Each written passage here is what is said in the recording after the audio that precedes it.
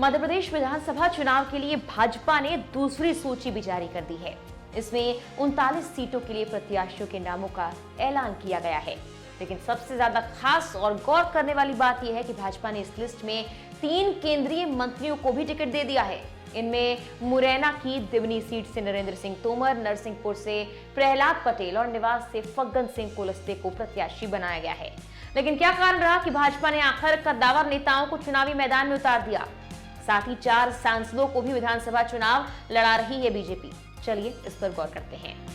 नमस्कार, मैं हूं आपके साथ मेघना सचदेवा। आप मुझे देख रहे हैं लोकमत हिंदी पर। तमाम देश दुनिया की खबरें और जानकारी भरी वीडियोस के लिए हमारे यूट्यूब चैनल को सब्सक्राइब करना ना भूलें, बेल आइकन को भी जरूर दबाएं। मध्य प्रदेश की चुनाव नजदीक है और भाजपा पूरी फॉर्म में है। दूसरी सूची इलेक्शन के लिए आ चुकी है और इस सूची ने सबको ये सोचने पर मजबूर कर दिया है कि आखिर भाजपा किस रणनीति के साथ आगे बढ़ रही है, क्योंकि इस लिस्ट के मुताबिक भाजपा कद्दावर नेताओं को भी मैदान में उतार चुकी है।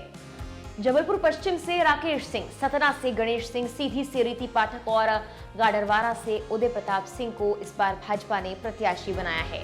भाजपा महासचिव कैलाश विजयवर्गीय को इंदौर विधानसभा क्रमांक 1 से टिकट दे दिया गया है। छिंदवाड़ा से विवेक बंटी साहू को मैदान में उतारा गया है। 39 उम्मीदवारों में 6 महिला उम्मीदवारों पर भी इस बार भाजपा दाव चल रही है। इसके अलावा 14 SC/ST उम्मीदवार भी हैं। भाजपा ने दूसरी लिस्ट में जिन 39 उम्मीदवारों पर ऐलान किया है और भरोसा जाहिर किया है, इनमें से 36 पार्टी 2018 के चुनाव में हार गई थी। 3 सीटें पार्टी के कब्जे में आई थी। मेहर से नारायण त्रिपाठी, सीधी से केदारनाथ शुक्ला और नरसिंहपुर से जावलम सिंह पटेल। हालांकि इस बार तीनों के टिकट काट दिए गए हैं। पार्टी ने कद्दावर नेताओं को मैदान में क्यों उतारा, ये एक बड़ा सवाल है जिसका जवाब आज हम ढूंढने की कोशिश करेंगे। दरअसल इस सूची से साबित हो रहा है कि भाजपा इस चुनाव को कितनी गंभीरता से ले रही है और किसी भी हाल में वो ये चुनाव जीतना चाहती है। तभी पार्टी ने केंद्रीय मंत्री और सांसदों को मैदान में उतार दिया है। कमजोर सीटों पर पार्टी को अपनी स्थिति खराब नजर आ रही थी, यानी कि पहले से अंदाजा लगा लिया था। इसीलिए पार्टी ने कद्दावर नेताओं को मैदान में उतारने का निर्णय लिया है। जानकारों की माने तो दूसरी सूची में सबसे ज्यादा ध्यान देने वाली बात यह है कि इसमें 4 ऐसे वरिष्ठ नेताओं को टिकट दिया गया है। उनके नाम शामिल हैं जो मुख्यमंत्री पद के दावेदार भी माने जा सकते हैं, यानी कि उनकी स्थिति काफी मजबूत है। इनमें नरेंद्र सिंह तोमर, प्रहलाद सिंह पटेल, फग्गन सिंह कुलस्ते और कैलाश विजयवर्गीय भी शामिल हैं। अगर प्रदेश में भाजपा की सरकार बनती है तो माना जा रहा है कि इन्हीं में से कोई ना कोई मुख्यमंत्री होगा। नरेंद्र सिंह तोमर को चुनावी जंग में उतारने का सीधा आश्रय यही लगाया जा सकता है।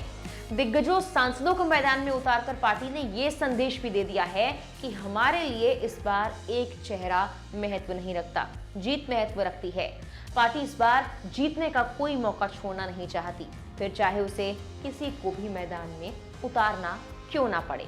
बात करते हैं इंदौर विधानसभा सीट की। यहाँ का मुकाबला भी काफी दिलचस्प होने वाला है।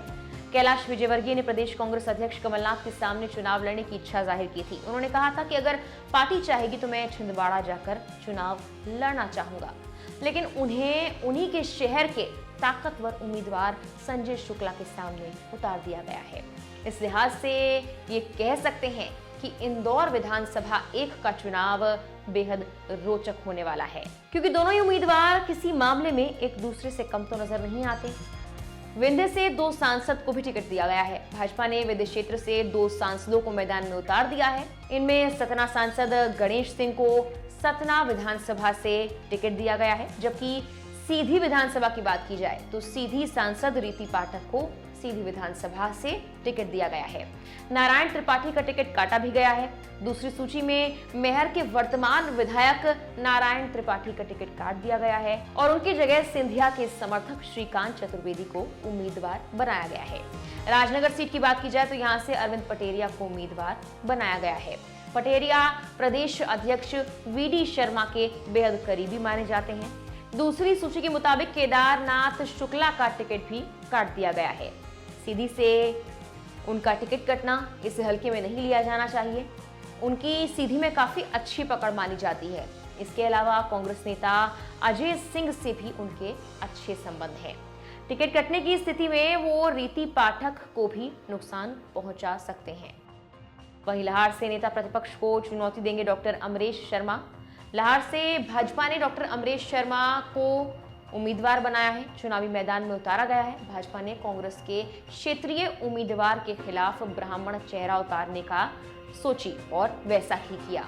लाहौर से नेता प्रतिपक्ष डॉक्टर गोविंद सिंह 7 बार से चुनाव जीत रहे हैं। इस बार भी उनकी स्थिति काफी मजबूत बताई जा रही है। एक बार नजर डालते हैं कि साल 2018 में राज्य चुनावों में भाजपा की स्थिति कैसी थी। बीजेपी छत्तीसगढ़ और मध्य प्रदेश दोनों में सत्ता 2018 में खो दी थी, लेकिन वो एक साल से ज्यादा वक्त के बाद मध्य प्रदेश में कांग्रेस सरकार को गिराने में कामयाब भी रही थी। भाजपा ने छत्तीसगढ़ विधानसभा की 90 सीटों में से केवल 15 सीटें जीती, जबकि कांग्रेस को 68 सीटें ही मिली। दूसरी तरफ 230 सदस्यीय मध्य प्रदेश विधानसभा चुनाव की बात की जाए तो उस वक्त भाजपा को 109 जबकि कांग्रेस को 114 सीटों पर जीत मिली थी। कहने का सीधा मतलब यही है कि इस बार इस चुनाव को भाजपा गंभीरता से ले रही है। उनके लिए चेहरा काफी नहीं बल्कि जीत जरूरी है। अब देखते हैं कि भाजपा का ये दांव कितना कामयाब और सफल साबित होता है। फिलहाल के लिए इस वीडियो में इतना ही। नमस्कार।